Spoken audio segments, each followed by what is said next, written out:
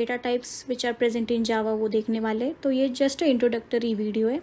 तो अगर आपको in depth with the help of code अगर आपको जानना है तो आप वीडियोस देख सकते हैं। तो let's start. So first is byte B. So हम बाइट बी डिक्लेयर कर रहे हैं, हम कोई भी वैल्यू यहाँ पे इनिशियलाइज नहीं कर रहे।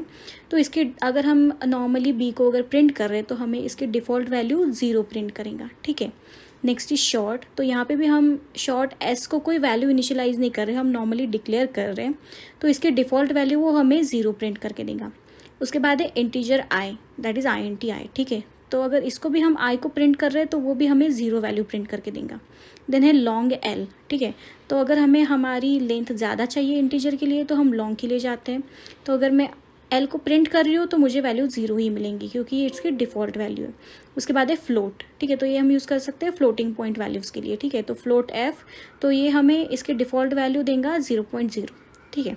उसके बाद है डबल डी। तो नॉर्मली डी को भी अगर हम प्रिंट कर रहे हैं तो हमें डिफ़ॉल्ट वैल्यू 0.0 ही मिलेंगी, ठीक है। उसके बाद है कैरेक्टर। तो कैरेक्टर हम जनरली यूज़ कर सकते हैं कि हमें नॉर्मल कैरेक्टर अगर प्रिंट करना है तो हम कैरेक्टर यूज़ करते हैं।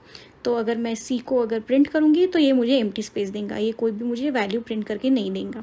उसके बाद है बूलियन। तो बूलियन हम जनरली यूज़ करते हैं जब हमें रिजल्ट ट्रू और फॉल्स में चाहिए। तो बूलियन की डिफ़ॉल्ट वैल्यू फॉल्स रहती है, तो मैं अगर इसको प्रिंट करूँगी तो ये फॉल्स देगा। उसके बाद है स्ट्रिंग। तो स्ट्रिंग तो हमारा क्लास है, इसकी वजह से स्ट्रिंग का एस कैपिटल है, ठीक है। तो अगर मैं str को प्रिंट करूँगी तो ये मुझे नल रिटर्न करेगा, नल रिजल्ट देगा। यहाँ पे कोई भी वैल्यू स्टोर नहीं रहेंगी क्योंकि मैंने कोई इनिशियलाइज ही नहीं की है। अगर मैं नॉर्मल str को प्रिंट कर रही हूँ तो मुझे नल वैल्यू मिलेंगी। तो ये था आज के लिए, मिलते हैं नेक्स्ट वीडियो में। Stay tuned, thank you.